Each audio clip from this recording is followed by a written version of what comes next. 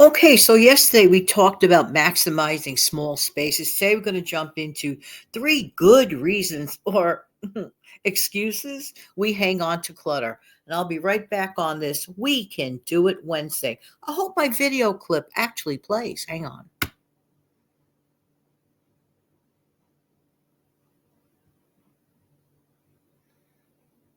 Come on. Gonna tap it again.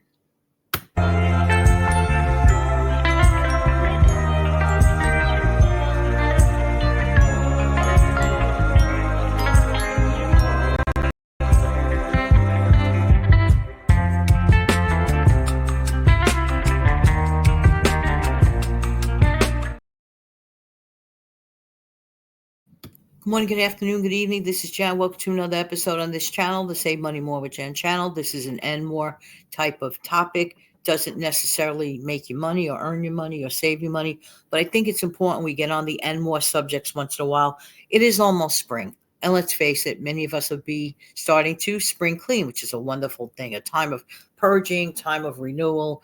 It's just a great thing to do. But there are three good reasons or perhaps excuses why we hang on to clutter. I know I briefly addressed the word clutter yesterday on the previous video. If you haven't checked it out, feel free to check out yesterday's video about maximizing spaces, and that could help anyone. But let's address specifically clutter. What is clutter? There's physical clutter, and in my mind's eye, there's mental clutter. And I think there is a link between the two of those. Like I mentioned on a previous video in the not so distant past, like if you walk into a wonderfully neat and clean room, there's sort of a peaceful sanctuary type feeling to it, just a place of like calmness, as opposed to walking into a room where there's stuff thrown around here, there, and everywhere, and everything is disorganized. You could barely walk through the floor. I mean, to get from one place to another, that's a not so good feeling. You see where I'm going with that? So that's both physical and mental clutter. But also mental clutter are things that are on our mind, like wanting to tackle spring cleaning and wanting to tackle decluttering. I do think there's an association. And think of how much better one feels when they get certain tasks done. So it's all interrelated. Let's talk about what I perceive as sometimes it's a truly good reason. Sometimes it's just an excuse. Number one, this is my opinion. This is my thought. Okay. I believe laziness plays a role. Yeah. Nobody wants to hear it.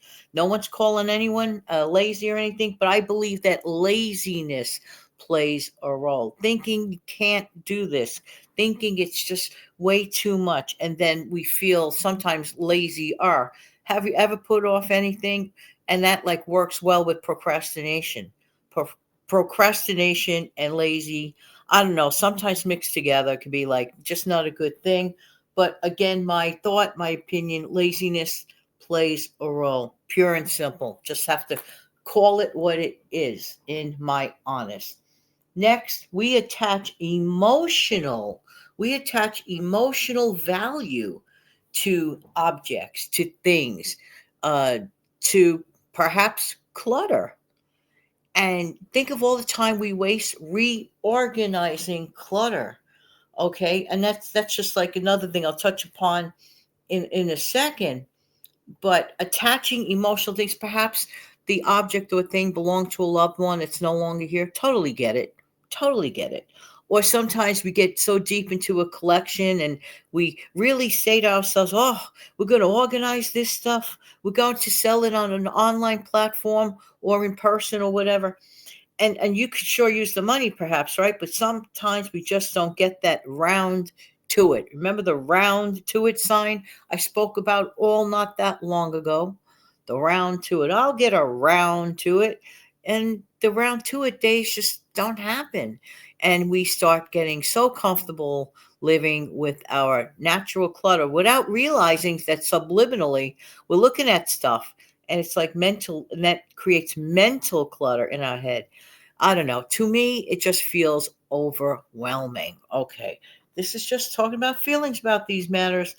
And then the third thing, and I don't understand why we do it because it costs us extra time effort, energy, and at the end of the day, perhaps money.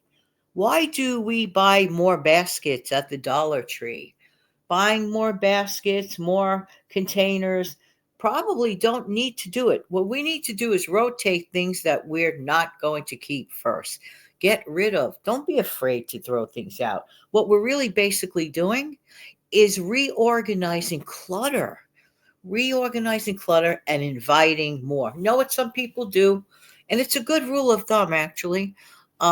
Before even thinking of buying something new, they make a point of getting rid of something that's clutter, not needed. They could bless someone who could use the item, which is a nice thing to do. So it's like the enter in, enter out kind of theory of relativity, if you will. No, seriously, if you know you're going to be bringing in something brand new, a bunch of whatever, and it's going to take up X number of space, look around to see what can you get rid of that you really need to part company with anyway. You know what it is? People do not want to confront things. I really feel that way, along with the lazy thing, because it takes time. Confronting things takes time, for one. It also takes somewhat of an emotion, like, wow, okay, gee, that book that I really was going to read about 10 years ago, I'll keep putting it back on the shelf, and you still won't read it anyway. Meantime, how many people could have been blessed? Think about that for a second.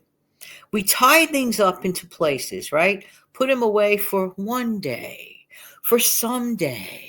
And then we procrastinate day in, week out, month in, month out. And then never does the time ever happen.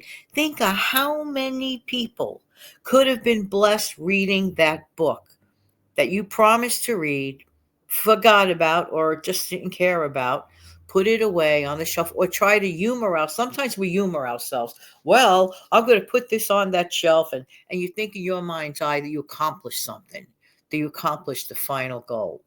I call that self-trickery. We sort of kind of try to trick ourselves and justify, actions that, well, could have been better. Like, did you really want to read that book? If you don't plan on really reading that book, and it's okay, it's not a crime to not read a book that you don't want to read. But what is kind of sort of wrong is just letting it sit there, taking up valuable space in your home or apartment or your bookshelves for the other books that you definitely would read, and not being able to bless someone else with it. Definitely sell it, or sometimes do this, throw it out. Yep, yep, yep. There comes a time when things should and could be thrown out. I think it is way wrong to reorganize clutter. That is just so, I don't know, counterproductive. But it's all part of these so called reasons. Could be good reasons, could be excuses. I don't know. It depends on the situation. Now, if there are objects taking up tons and tons of room and you don't want to forget them, there's a wonderful thing called a camera. And if it's not serving an actual practical purpose for you and you're tired of it taking up space, which it's like a conflicting feeling, take pictures. Take tons and tons of pictures of that, and you have that forever. You have that object forever in your mind's eye in pictures. You could always blow up the picture and maybe frame it one day, whatever it is. Keep that memory going. That's really what probably you're looking for. You don't want to lose the memory of that object or that thing or that activity, whatever it is. So, like, consider it carefully. You're not going to be a weekend warrior because it's counterproductive. Weekend warrior thing, it seems great at the moment. That, like, the thoughts are there, oh, I want to tackle everything. Can't really do it in 48 hours. I mean, some people could, but I think most people would give up in about 2 hours. It's my opinion on that one too. But you see where I'm going with this. By the way, this is not an opinion, but this would be very helpful if my video clip actually works.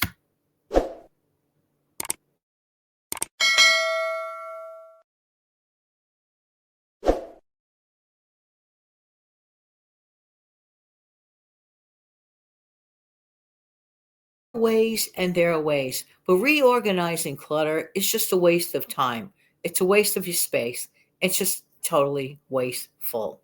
And that is no excuse. And that is definitely a good reason.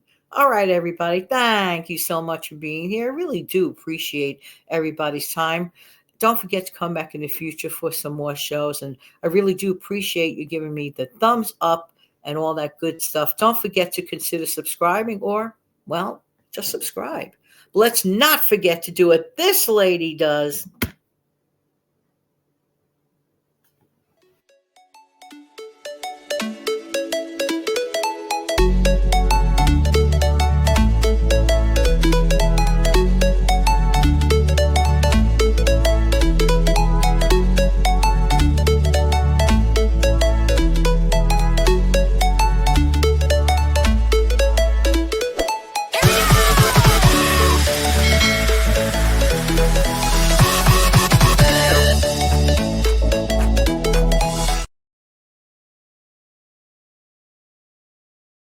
Have an amazing, fantastic day. Take good care of yourself and your wonderful family.